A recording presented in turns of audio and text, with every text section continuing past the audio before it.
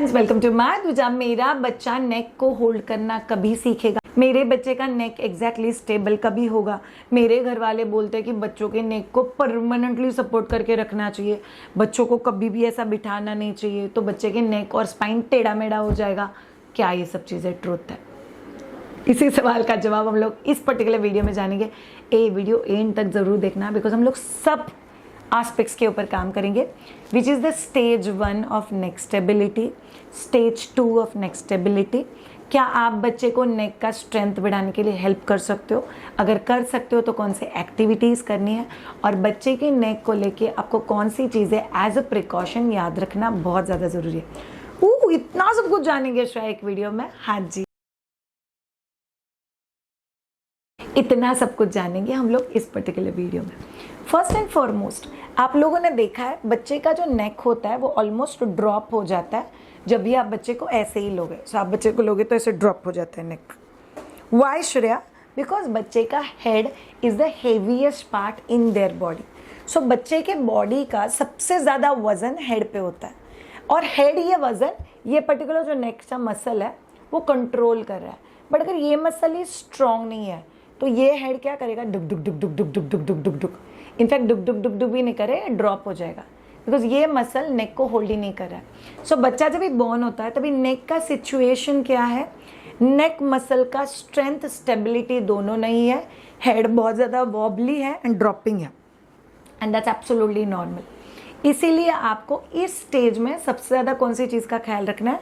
आप जब भी बच्चे को लेते हो, स्पेशली शोल्डर एंड शोल्डर के पीछे का नेक, ऐसे बच्चे को सपोर्ट करना बहुत ज़्यादा ज़रूरी है।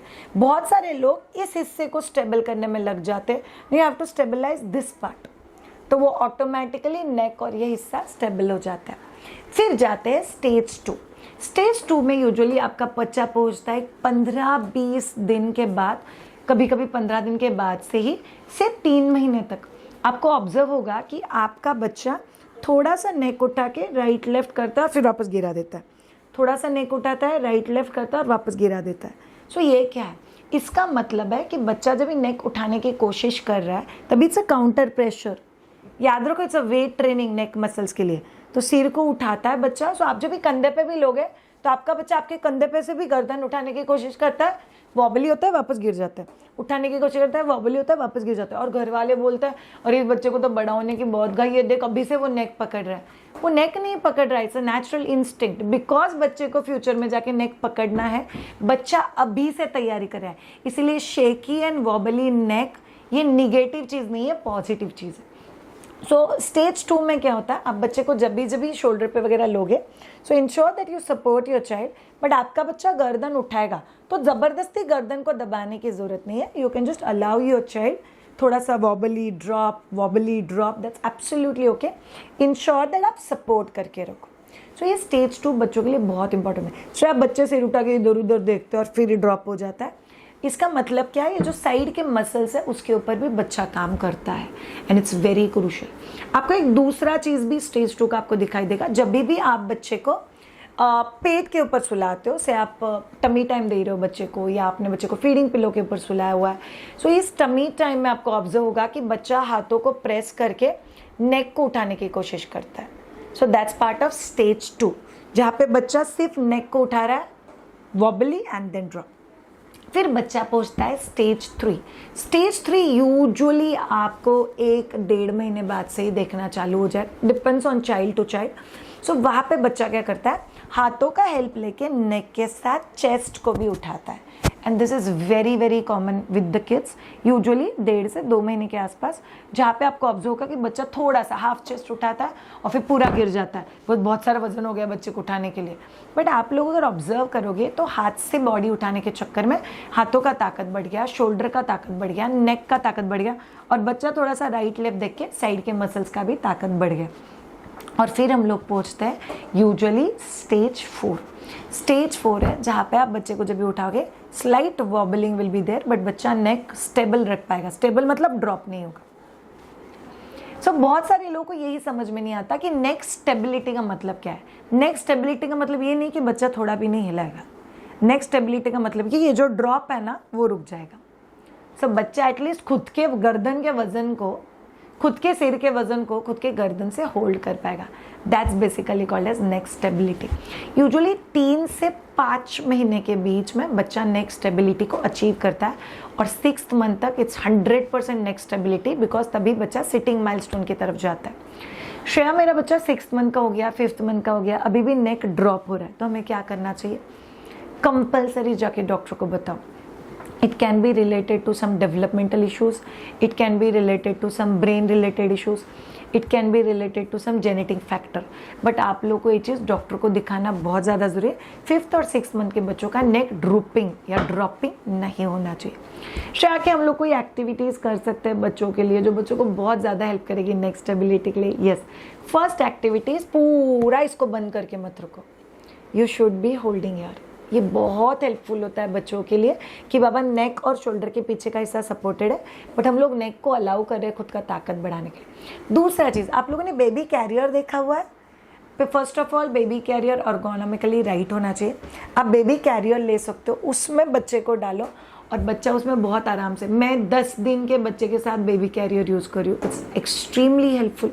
बच्चे को बेबी कैरियर में रखो, इससे बच्चे का ओवरऑल स्टेबिलिटी बढ़ता है, नेक का स्टेबिलिटी बढ़ता है and it's very very good for kids.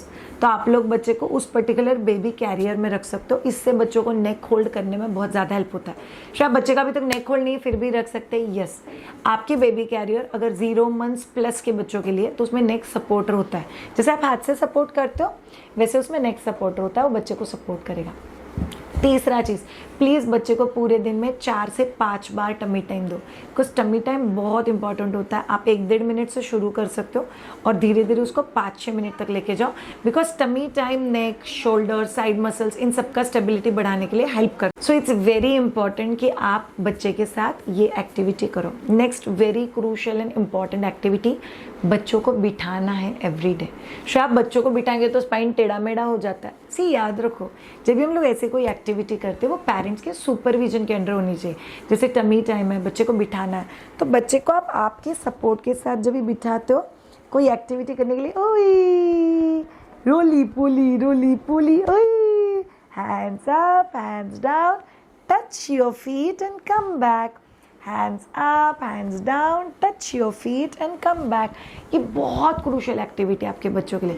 In fact ये जो स्पाइन का जेंटल मूवमेंट है ये बच्चों के लिए होना चाहिए। सो कितना देर तक श्रेया बच्चे को ऐसे बिठा सकता है? आप लोग बच्चे को आराम से 30 सेकेंड्स टू 1 मिनट तक सपोर्ट के साथ बिठा सकते हो। राइट फ्रॉम स्टेज 2, मतलब हार्डली 1-1.5 महीने का बच्चा वगैरह आप बिठा सकते हो। और राइट फ्रॉम बर्थ, जो एक बर्पिंग टेक्निक है जहाँ पे हम लोग बच्चे के चिन को पकड़ के बिठाते हैं, ये तो आप राइट फ्रॉम बर्थ कर रहे हो। This is absolutely welcome. ये आपके बच्चे के लिए बहुत ज़्यादा हेल्पफुल है, करना ही चाहिए। सो ये चीज़ें आप लोग को ध्यान में रखनी है। अब कौन सी चीज़ों का आपको ख्याल रखना है? First of all, neck related कोई भी एक्टिविटीज़ विदाउट सुपरविजन नहीं होना चाहिए। दूसरा बहुत इंपॉर्टेंट चीज़, नेक को लेके ऐसा कुछ अजीब चीज़ जो ट्रेडिशनली देखा गया ऐसा कुछ नहीं करना, इससे नेक को लिटरली झटके पड़ते हैं। मतलब जो ट्रेडिशनल लोग हैं वो बोलते हैं कि बच्चे का नेक ना अकड़ गया है इसीलिए हम लोग ऐसा ऐसा करके नेक को खोलेंगे। नो, कोई भी मसल अकड़ता है तो we literally can do little bit of massage. You can take थोड़ा सा ऑलिव ऑयल और आप बच्चे के नेक मसल्स को आराम से जेंटली मसाज कर सकते हो। रगड़ने की ज़रूरत नहीं, but you can actually gently massage.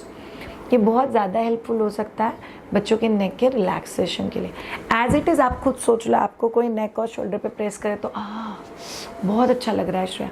Exactly same, because बच्चा भी तो ये वज़न उसी मसल्स पे कैरी कर रहा है, सो बच्चों को भी बहुत अच्छा लगता है। सो ये पर्टिकुलर प्रिकॉशंस आपको याद रखने। सो समझ लो नेक स्टेबिलिटी के 4 स्टेजेस है। स्टेज वाइज बच्चा उस स्टेज तक जाएगा।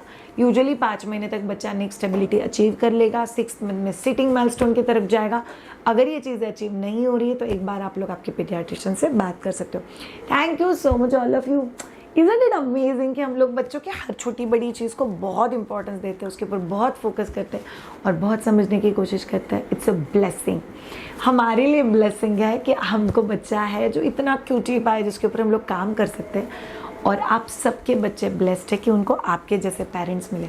अगर आप में से किसी को इस जर्नी में हमारा हेल्प चाहिए, so we have a course on breast feeding, baby care, post delivery care, बच्चे का फर्स्ट सॉलिड फूड इंट्रोडक्शन, बच्चे के साथ करने वाली एक्टिविटीज़, बच्चे का स्लीप ट्रेनिंग, बच्चे का टॉडलरहुड, बच्चे का teething, do get in touch with us on www.myduja.com। हमें बहुत ज़्यादा खुशी होगी आप लोग के साथ काम करते हुए और ये समझते हुए कि हम लोग नेक्स्ट जनरेशन को बेटर बना रहे और इस जनरेशन को थोड़ा सा कॉन्फिडेंट बना रहे। अगर आप में से किसी को मुझसे पर्सनली बात करनी है तो do get in touch with us on www.myduja.com। आप वहाँ पे कंसल्टेशन बुक कर सकते हो। Have a great time, take care, bye.